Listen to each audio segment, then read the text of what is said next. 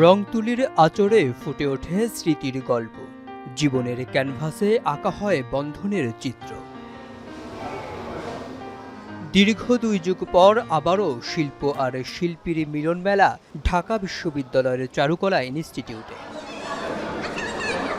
অনুষদের ৫০তম ব্যাচের শিক্ষার্থীরা জয়নুল গ্যালারিতে আয়োজন করেন ৭ দিনব্যাপী এক চিত্রকর্ম প্রদর্শনীর। এতে অংশ নিয়েছেন ৯০ দশকের শেষের দিকে ভর্তি হওয়া ১৯৯৭-৯৮ শিক্ষাবর্ষের শিল্পীরা। সব জায়গায় এখন যুদ্ধ, সব জায়গায় এখন অনেক রকম কিছু হচ্ছে, সেটা আমরা চাই না। আমরা শান্তি চাই, শান্তির ভিতরে থাকতে চাই। আমরা সব ডিপার্টমেন্ট মিলে, আমাদের ব্যাচের সবাই মিলে এই এক্সিবিশনটা করেছে একটা একতার সাক্ষ্য হিসাবে। শিল্পীরা জানান এ প্রদর্শনী শুধু চিত্রকর্ম নয়, বরং এক মিলন মেলা। দীর্ঘ ২ যুগ পর প্রাক্তন সহপাঠীদের একত্রিত হওয়ায় তাদেরকে নতুন করে ক্যাম্পাস জীবনে ফেরার আনন্দ এনে দিয়েছে।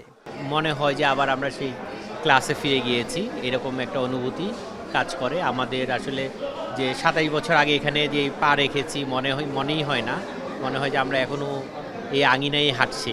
অনেকদিন পর অনেকের সাথে দেখা হয়েছে, যারা হয়তো দীর্ঘদিন এই প্র্যাকটিসের সাথে ছিল না, তারাও কাজ করেছে। আমরা একটা প্ল্যাটফর্মে যুক্ত হয়েছি। নিঃসন্দেহে এই অভিজ্ঞতা ভীষণ ভালো। আয়োজকরা বলছে, চারুকলার এ ধরনের প্রদর্শনী প্রাক্তন শিক্ষার্থীদের বন্ধন, স্মৃতি আর সৃজনশীলতারও পুনর্জাগরণ ঘটায়। মেহরাব সুমন, এখন, ঢাকা।